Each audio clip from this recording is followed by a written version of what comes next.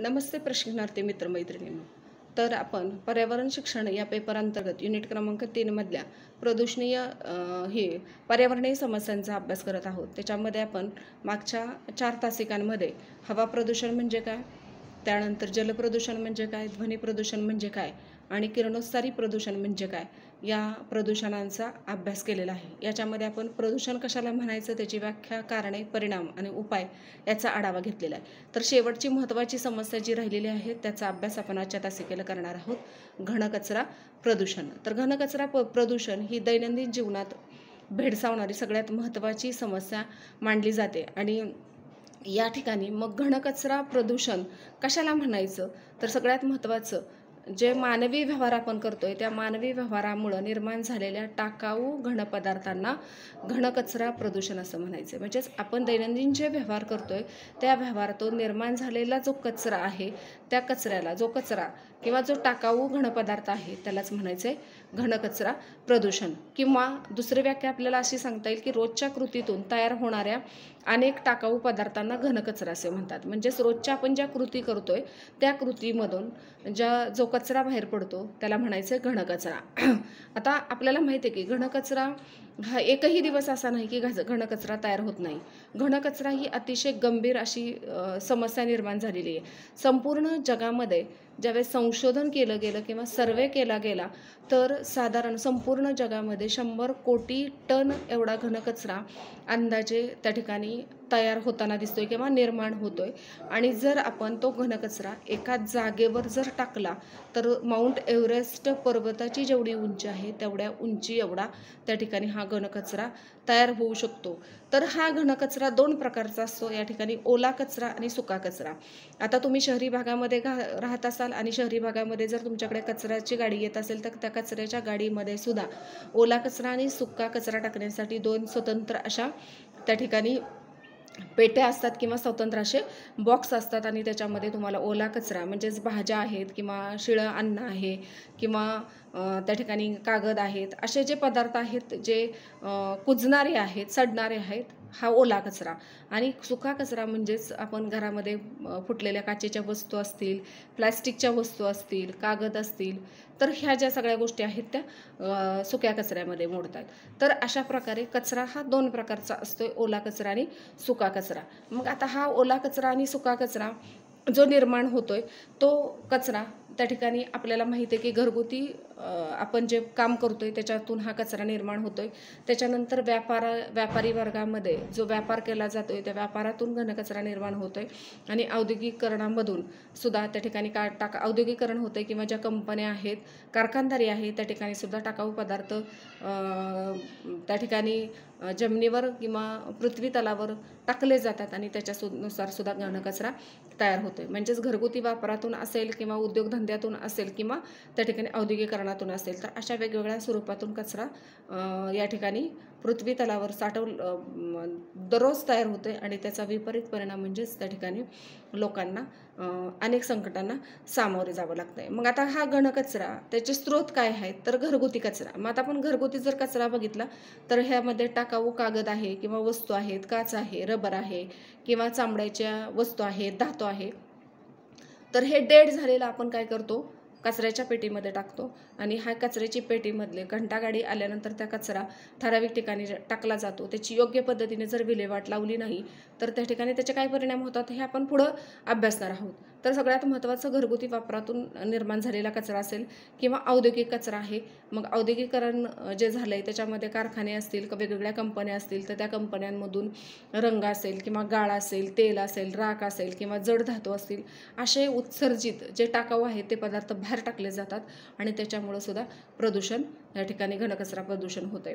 त्यानंतर शेतातला आपण जर बघितलं कचरा तर झाडांची पानं आहेत, झाडांच्या फांद्या आहेत किंवा त्या ठिकाणी फुलं आहेत, नासकी फळं आहेत, याच्यामुळं सुद्धा घनकचरा तयार होतोय. त्याच्यानंतर इलेक्ट्रॉनिक कचऱ्यांमध्ये आपण बंद पडलेला TV असेल, बंद पडलेले साऊंड असतील किंवा बंद पडलेला FM असेल किंवा अगदी बंद पडलेला मोबाईल असेल, तर हे सुद्धा आपण काय करतो, कचऱ्यामध्येच फेकून देतो. तर हा इलेक्ट्रॉनिक कचरा आहे. तर अशा प्रकारे वेगवेगळा कचरा या ठिकाणी भूतलावर टाकला जातो आहे आणि त्याच्यामुळं घनकचरा प्रदूषण तयार होते. तर बघा, घनकचरा कशाला म्हणायचं, त्याच्या 2 व्याख्या. त्याच्यानंतर घनकचरा दरवर्षी किती तयार होतो आणि घनकचरा कोणत्या स्वरूपामध्ये असतो. याच्यामध्ये घरातला कचरा आहे, औद्योगिकरणातून बाहेर पडलेला कचरा आहे, इलेक्ट्रॉनिक कचरा आहे किंवा शेतातील कचरा आहे. तर ह्याची कारणं काय आहेत, तर आपल्याला माहिती आहे की वैद्यकीय कचरा, अगदी आता करोनाचं संकट आहे आणि या करोनाच्या काळामध्ये सुद्धा वेगवेगळ्या हॉस्पिटलमध्ये त्या ठिकाणी रोग्यांवर जी ट्रीटमेंट केली जाते त्याच्यामधून सुई असेल, सिरीज असेल किंवा कापसाचे गोळे असतील किंवा बँडेज असेल, प्लास्टर असेल, तर हे सगळं बाहेर फेकलं कचऱ्याच्या डब्यामध्ये टाकलं जातं आणि तो कचरा ठराविक ठिकाणी टाकला जातो. त्याच्यानंतर कारखान्यातून येणारे विषारू धातू आहेत तर ते सुद्धा कचऱ्यामध्येच मोडतात. तर अशा वेगवेगळ्या कारणांमुळं कचरा रोजची रोज तयार होतोय. मग त्याचे परिणाम काय होत आहेत, जर कचरा शहरालगतच टाकला किंवा गावालगतच जर टाकला तर त्या ठिकाणी त्या गावाचं किंवा त्या शहराचं सौंदर्य सगळ्यात महत्त्वाचं त्या ठिकाणी सौंदर्याची समस्या किंवा गावाचं किंवा शहराचं सौंदर्य धोक्यात येते. हा पहिला परिणाम सांगता येईल. त्याच्यानंतर कचरा जर जवळच टाकलेला, शहरापासून जर जवळ असेल तर निश्चित कचऱ्याची दुर्गंधी येते, कचऱ्याची योग्य पद्धतीने विल्हेवाट लावली जात नाही. त्यामुळं त्या ठिकाणी कचरा असेल तर आजूबाजूचे प्राणी ते कचरा उकरतात किंवा त्या ठिकाणी कचऱ्यामध्ये झुरळ असतील किंवा उंदीर असतील, माशा असतील, डास असतील, जे आपल्याला पुढे जाऊन वेगवेगळे आजार त्या ठिकाणी त्यांच्यापासून होतात. अगदी डास घेतला तर मलेरिया आहे किंवा डेंग्यू आहे, अशा प्रकारचे आजार त्या ठिकाणी तयार होतात. तर अशा उपद्रवी कीटकांची त्या ठिकाणी निर्मिती त्या कचऱ्यांमध्ये होऊन आजूबाजूच्या मानवी वस्तीला आरोग्यविषयक समस्यांना तोंड द्यावं लागतं. त्यानंतर याच्यामुळंच आत्ता सांगितलेल्या पद्धतीनेच रोगजंतूचा वाढता प्रभाव, म्हणजेच कचरा आहे तर त्याच्यामध्ये अशा प्रकारचे रोगजंतू वाढत असतात, जे रोगजंतू मानवाच्या जीविताला धोका निर्माण करू शकतात. वेगवेगळ्या आजारांच्या साथी त्या कचऱ्यामुळं त्या ठिकाणी हवेतून प्रदूषण झालं, पाण्यातून प्रदूषण झालं तर निश्चितच त्या ठिकाणी वेगवेगळ्या प्रकारच्या साथी येऊ शकतात आणि त्या साथींमधून लोक आपला जीवसुद्धा गमावू शकतात. म्हणजेच तिसरा आणि महत्त्वाचा परिणाम होतो की रोगजंतूंचा प्रभाव असेल. त्याच्यानंतर विषारी पदार्थाचं संचयन, तो कचरा आहे त्याच्यामध्ये आपण वेगवेगळे औद्योगिकरणातून रंग आहे, गाळ आहे किंवा तेल आहे दूषित किंवा राख आहे किंवा अगदी जड धातू आहेत, हे जर जमिनीवर टाकलं तर त्या ठिकाणी जमीन ती नापीक, काही कालांतरानं नापीक होते किंवा त्याच वस्तू त्या जमिनीमध्ये मुरल्या जातात. पाऊस पडल्यानंतर त्या इतरत्र वाहून जातात आणि त्यातले जे घटक आहेत ते पाण्यामध्ये मिक्स होऊन पाण्याचं प्रदूषण होतं किंवा त्याचं त्या ठिकाणी विघटन होत असताना त्यातून वेगवेगळ्या प्रकारचं, कारण काल आपण सांगितलेलं, काल अभ्यासलेल्या पद्धतीनं किरणोत्सारी प्रदूषण त्या ठिकाणी होतं आणि निश्चितच मानवाच्या आरोग्याला त्याच्यामुळं धोका निर्माण होतो. म्हणजेच विषारी पदार्थाचं संचयन झाल्यामुळं सुद्धा त्या ठिकाणी बऱ्याच समस्या उद्भवू शकतात. त्यानंतर नैसर्गिक चक्रामध्ये बदल होतो. म्हणजेच आपण जर म्हटलं की उन्हाळ्यानंतर पावसाळा, पावसाळ्यानंतर हिवाळा, हे ऋतुचक्र आहे.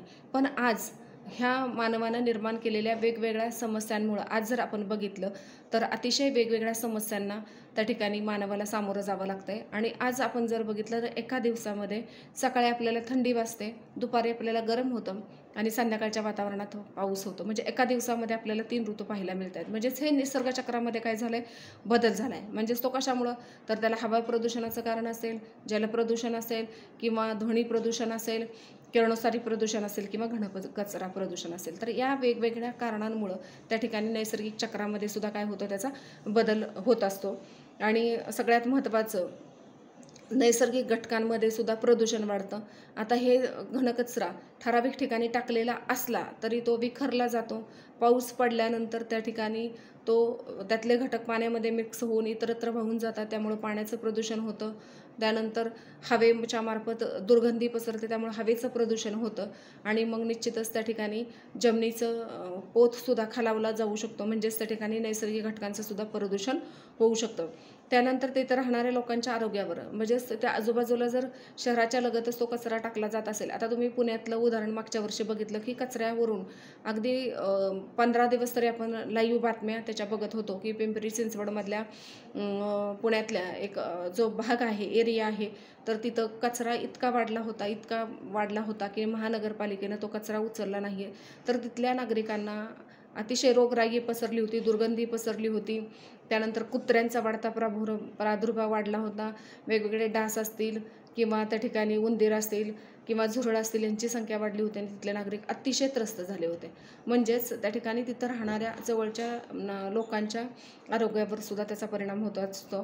त्यानंतर महानगरपालिकेकडं पुरेशी आर्थिक व्यवस्था जर नसेल तर कचरा वाहून नेला जात नाही किंवा कचऱ्याच्या कुंड्या जरी भरल्या तर त्या ओसंडून वाहत असतात, त्या इतरत्र पसरत असतात. त्यामुळे रस्त्यात त्या ठिकाणी पसरल्या, त्याच्यामध्ये जर वेगवेगळ्या फळांच्या साली असतील तर त्या ठिकाणी रस्त्यावरच कचरा कुंडी असेल आणि तिथून जर टू व्हीलर जात असेल तर त्या ठिकाणी त्या सालीवर घसरून अपघात होऊन एखाद्याचा मृत्यूसुद्धा होऊ शकतो. म्हणजेच इतका विपरीत परिणाम त्याच्यावर होतो. आणि सगळ्यात महत्त्वाचं दुर्गंधी पसरणं, असे वेगवेगळे परिणाम त्या ठिकाणी ह्या घनकचरा प्रदूषणामुळे होतात.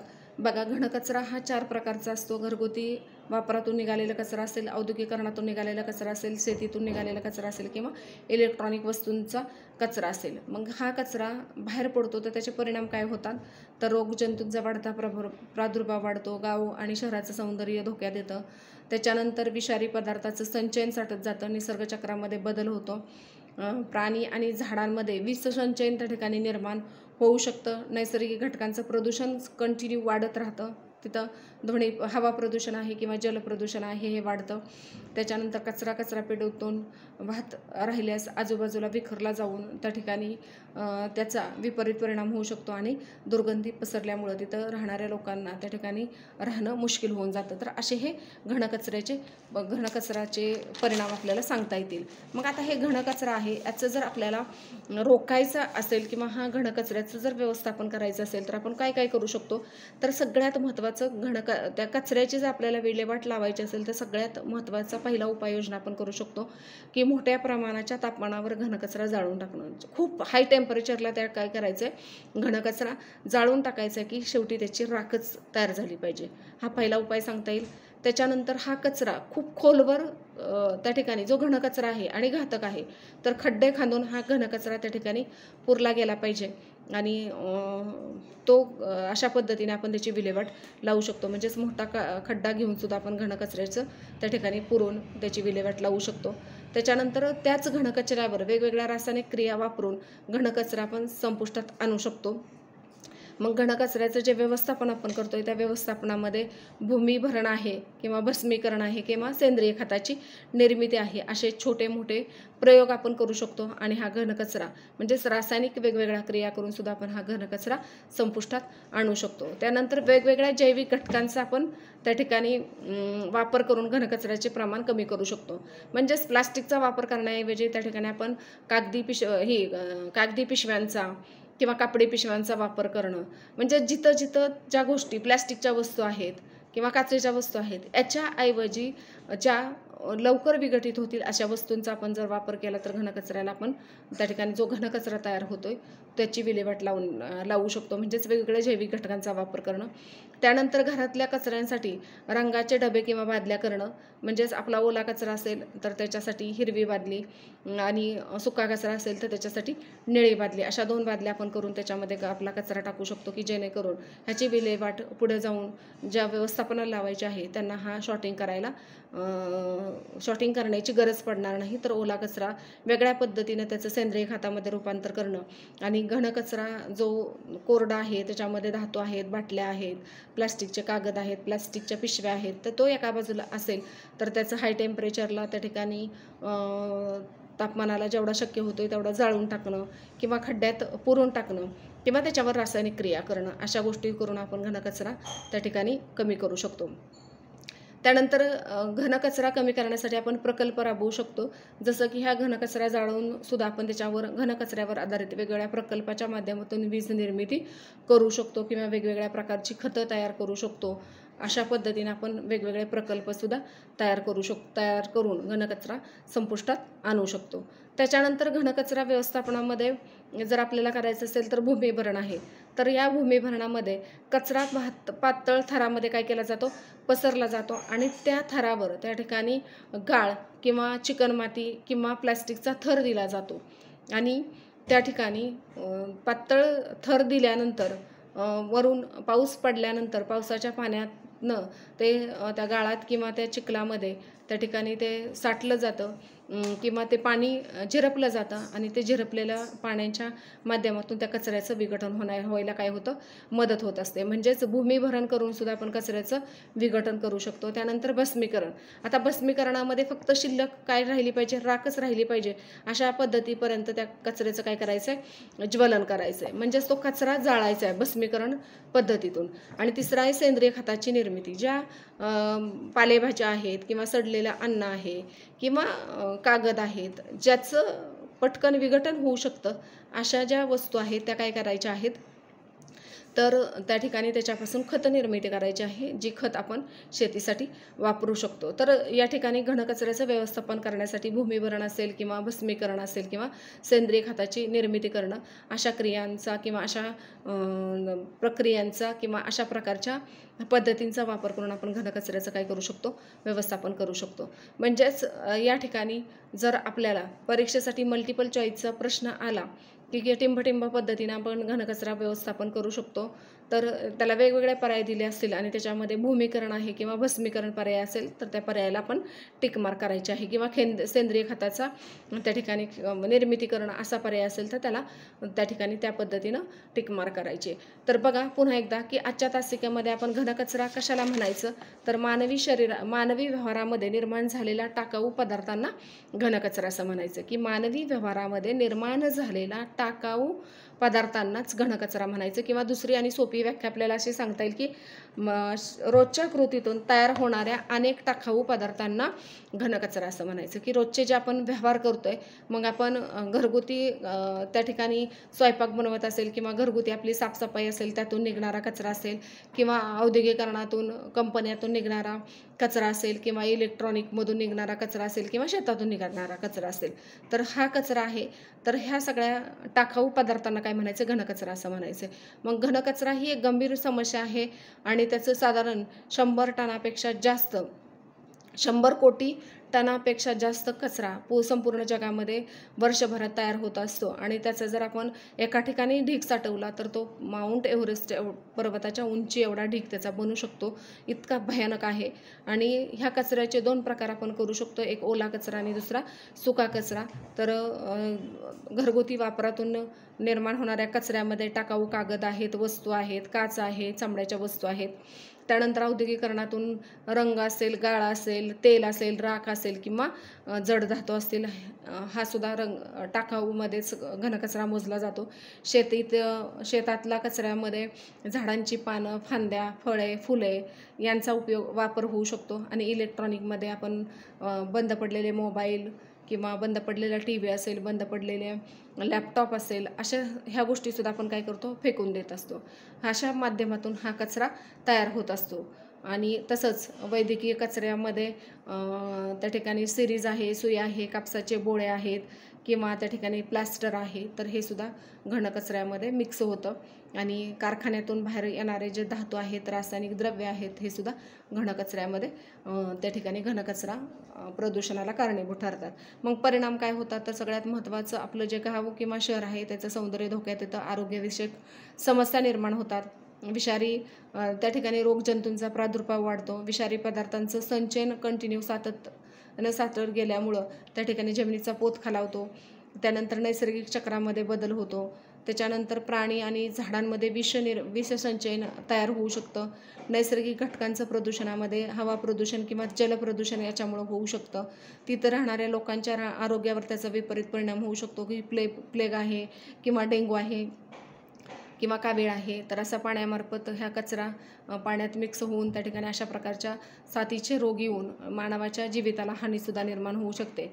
आणि कचरा त्या ठिकाणी इतरत्र विखुरल्यामुळं सुद्धा त्या ठिकाणी रस्त्यावर जर कचराकुंडी असेल तर निश्चितच अपघात होऊन लोकांचा त्या ठिकाणी जीवसुद्धा जाऊ शकतो. आणि सगळ्यात महत्त्वाचं, कचऱ्यामुळे दुर्गंधी पसरते. हे परिणाम आपल्याला घनकचऱ्याचे सांगता येतील. मग उपाय आपण काय केले, तर अतिशय उच्च तापमानाला तो कचरा जाळून टाकणं किंवा खोल खड्डा खंदून तो कचरा पुरून टाकणं किंवा वेगवेगळ्या रासायनिक क्रिया करून तो घनकचरा संपुष्टात आणणं किंवा वेगवेगळ्या जैविक घटकांचाच वापर करणं की जेणेकरून हा रासायनिक कचरा तयार होणार नाही.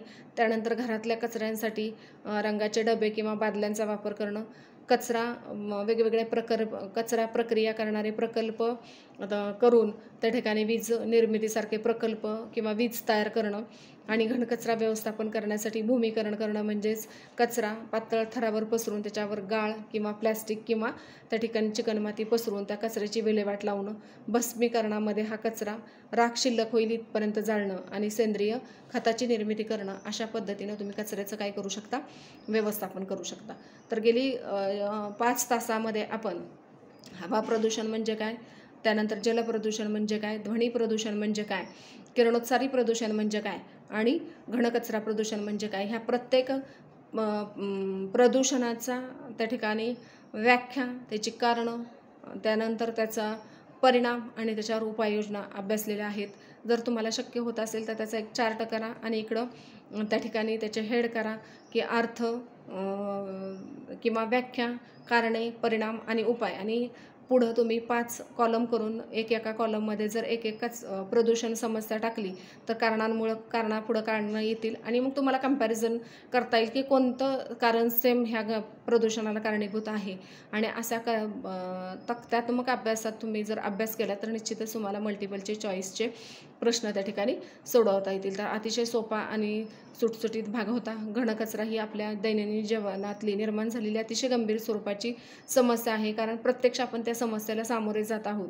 त्यामुळे त्याच्यावर अगदी आपण एक टीचर म्हणून काय योगदान दिलं पाहिजे, तर शाळेमध्ये अशा प्रकारे मुलांना कचरा कुंडीतच टाकायला लावणं, नंतर कचरा कुंडीच्या बाहेर जर कचरा पडत असेल तर त्याच्यासाठी पनिशमेंट करणं, त्याच्यानंतर ओला कचरा वेगळ्या बादलीत, सुका कचरा वेगळ्या बादलीत, हे साधे छोटे संस्कार जर आपण लहान वयात ह्या शाळेमध्येच मुलांमध्ये दिले किंवा चित्रकले स्पर्धेसाठी कचरा कुंडी असा विषय देऊन त्या ठिकाणी इमॅजिनेशन करून त्यांना कचरा कुंडी काढायला लावणं किंवा त्या ठिकाणी घनकचरा प्रदूषणावर वादविवाद स्पर्धा किंवा वक्तृत्व स्पर्धा घेणं किंवा निबंध स्पर्धा घेणं किंवा लोकांचं उद्बोधन करण्यासाठी रॅली काढणं किंवा पथनाट्य बसवणं आणि लोकांचं उद्बोधन करणं की हा घनकचरा जर असाच वाढत राहिला आणि याची योग्य आपण विल्हेवाट लावली नाही तर सजीव सृष्टीला कसा धोका निर्माण होऊ शकतो. तर अशा पद्धतीनं तुम्ही ह्या घनकचऱ्याचं त्या ठिकाणी एक वर्ग शिक्षक म्हणून किंवा शिक्षक म्हणून अशा उपाययोजना किंवा असे प्रोग्राम राबवून घनकचऱ्याचं व्यवस्थापन करू शकता. तर हा सोपा भाग आहे, समजला असेल अशी अपेक्षा करते आणि थांबते. ओके.